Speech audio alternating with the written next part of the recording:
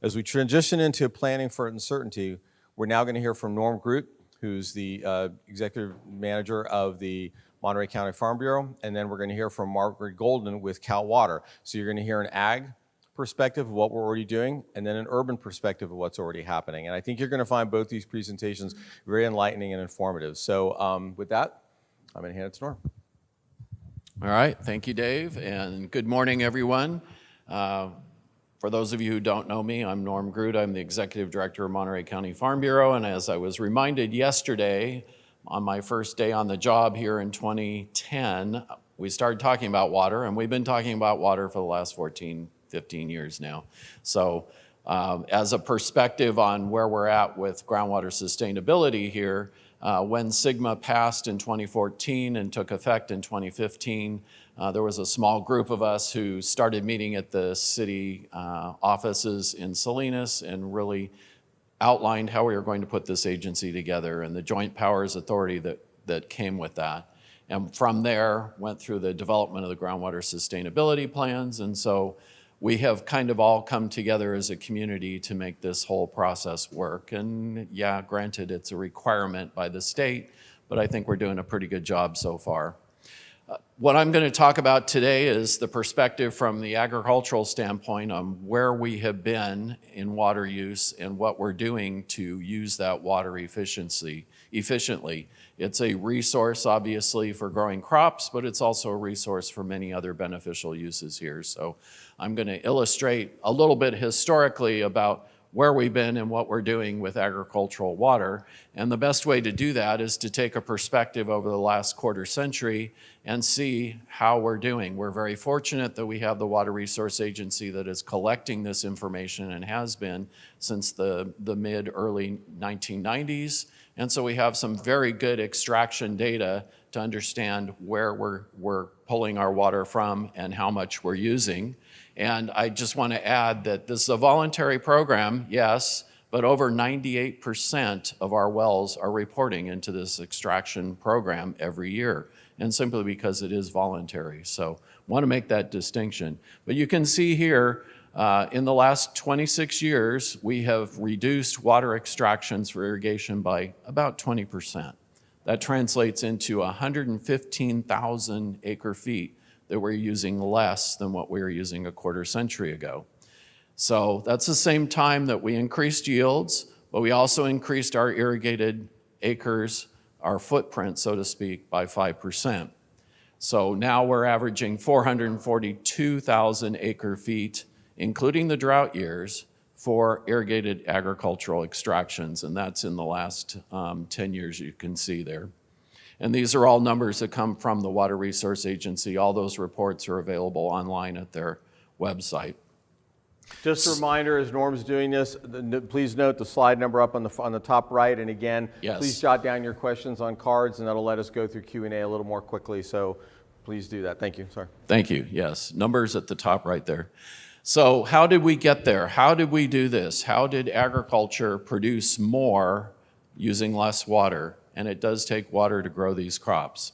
Partly because we were able to use it better agronomics, better technology, more efficiency in how we're using that. Also driven by the economics of the power that it takes to extract that water through electricity, and then the use of technology to increase our efficiencies and how we're actually applying that water and when. And I'll get through all of this.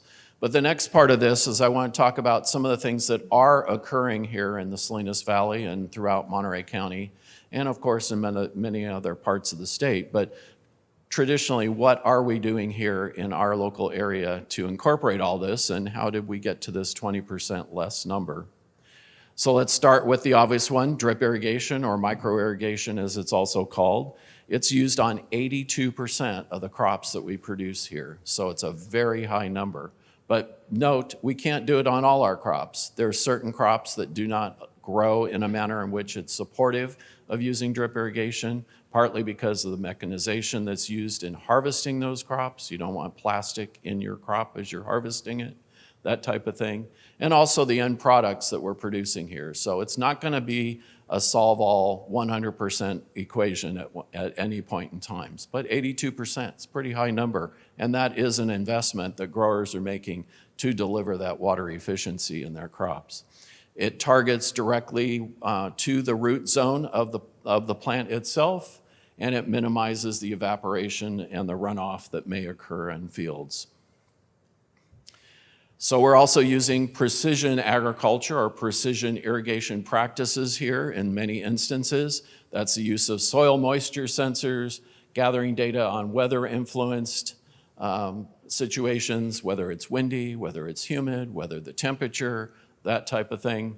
And then creating computerized irrigation cycles, using a tablet to control how you're irrigating and making sure that you're putting that water on when it's most receptive for the particular plant. Uptake is extremely critical, and as the science evolves, we're learning much more about that. And then, of course, that minimizes the amount of overwatering. We're no longer having an irrigator go out there and turn on a valve and then suddenly forget 2 hours later that he turned on a valve. That's a day of the past. We're also using a lot more compost, and we're also mulching a lot more, particularly in our vineyards. We're adding compost to the soils to promote moisture retention, and then reduce the evaporation and runoff also in those fields. Mulching in vineyards, as I said, can also suppress weed growth, lowers irrigation water needs. And this is something that is now become a little more incentivized as we go through some of the regulatory programs that agriculture is dealing with, that there are now becoming more incentives to use compost as we go along. And now we have biochar that's actually coming into production, particularly in our vineyards, that's also helping with this particular set of practices. Crop selection and rotation, we're using more water-wise varieties as we go along, and those are constantly being developed. Increases drought tolerance for those years when we don't necessarily have enough water, and heavy crop rotation enhances the soil health. I think this is something that most folks do not understand. Over the last 3-4 decades, we've developed this great rotation in our soils where we grow berries, then we grow leafy green, then we grow a vegetable crop, all to balance that soil, make sure that we're taking the bad things out of the soil when we need to, but also enhancing it for other crops as we go along. And diversifying the crops aids in that irrigation management use. We're also seeing a lot what folks are referring to as regenerative practices here in the Salinas Valley. Conservation tillage is a big part of that, meaning no-till or low-till. There's a lot of experimentation that's going on with that now and some successes, but not always successes. So it's something that we're still working on, and how do you do that in an intense agricultural setting that we have here in the Salinas Valley, where we have a turnover of a crop sometimes as fast as 60 or 65 days. Minimizes the soil disturbance, improve soil moisture retention, but I think scaling this is going to be a real challenge to manage on a larger farm system. How are you going to put that over more acres and still control the quality of the product as you go along? It's going to be a challenge, but we're working on it. It's something that's actually happening here. We're trying to figure out how to do it. Also helps with carbon sequestration, which is something that's really coming up more and more in conversations, and particularly as our county develops the climate action plan. That's going to be an important part of the equation that agriculture can contribute to. Water recycling, as was mentioned before, we have the Castroville Seawater Intrusion Project. This is reclaiming water that has been used once and then using it to grow our crops. Castroville Seawater Intrusion Project, or CSIP, is now about 12,000 acres of reclaimed water. It was the first approved project in California for fresh food products, and puts us way ahead in the lead on that particular problem. But it's also 25 years old, needs to be updated and optimized, as we're calling it, and there's also a possibility to expand that in the future, but it also takes water, source water, to develop that reclaimed water in order to supply the system. The point here was to reduce groundwater reliance in the coastal zone, which we've done to some degree, and you could see on the chart that Abby showed that we are actually slowing or almost halting seawater intrusion at this point, but we still have a big job of trying to figure out how to reverse that advance at this point. Unless treatment is needed for this type of water, it's technically called tertiary water. It is not treated to all the way of a drinking water quality, but it's still treated water, and it still costs money to treat that water. And so the growers who are participating in the CSIP program are paying for that at this point.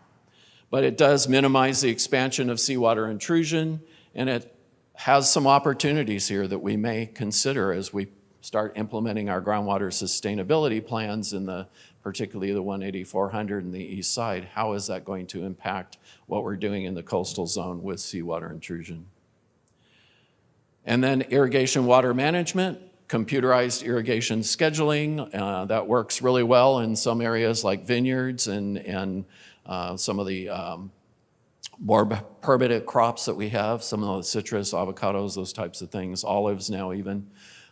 We make informed decisions now based on information that's coming in from various weather stations, soil moisture sensors, those types of things, and making sure that we are looking at when the crop really needs the water rather than sticking our finger in the air. Technologies are constantly evolving. We're lucky that we have an innovation center here in Salinas that is bringing some of those new ideas and technologies to our doorstep here that we can take advantage of. Many of them are focusing on specialty crops that we produce here. Some of them don't always apply, some of them don't always work out. But for the most part, we are looking at all those technological advances to improve irrigation efficiency. And then finally, advanced metering infrastructure is something that is gaining more ground and is really helping to give us real-time information and understanding what we're extracting, when we're extracting it, and how that use is being put forward. So that may be something that we have to discuss further. We'll be hearing actually from Nick Kearns, our guest speaker today on AMI. It's going to be a focused discussion on an urban water use, but just so, again, stick around for that because there'll be a focused discussion about that. Sorry. Yeah, excellent. Thank you for inserting that. All right, and then finally, genetic engineering, developing new crops with varieties that utilize less water, produce faster yields, better quality. All of that is being researched at this point. But it's important, part of that element too is disease-resistant varieties that we're looking at, particularly with some of the new pests and diseases that have shown up here in the last decade or less. Particularly INSV and some of the other molds that we're dealing with at this point that are constantly mutating. It's great to see that there's still a lot of investigation on how we can develop some of these disease-resistant varieties so that we don't have to use more chemicals, that we don't have to use more inputs into the resources there. And then also evolving is how do we improve shelf life of the crops as we go along, meaning when it gets to the marketplace, how do we look at it as far as shelf life and how long it will last in the supermarket until it no longer is considered fresh. So there's a lot of different things that are happening with genetic engineering, and it really comes down to results of less waste, less inputs into the environment. And soil biodiversity, improvements to our soil health practices have constantly been going on. We're seeing a lot more in cover cropping, experimenting with that in our area here. It's a little more difficult to do in a quick turn area and a production area that lasts almost year round at this point. But we're still experimenting with that, and as I drove around this winter, I saw a lot of good cover crops out there, so it's really interesting to see that there's more adaptation there. And there's also incentives in some of the regulatory programs to do that. We talked about composting, we talked about a little bit about organic quality enhancements, helping the soil along with some of that vibrant stuff that helps, mycorrhizae, those types of inputs. So we're seeing that a lot in container nursery operations and their soil amendments, but I think that's probably something that we're going to have to look at in the field also. And then increasing soil water holding capacity. There's a lot of research around this, what can be put in the soil to help maintain that moisture. And then we also talked a little bit or a lot about reducing the cycles of irrigation. But the point being here is that we've been producing on our soils for 160 years now.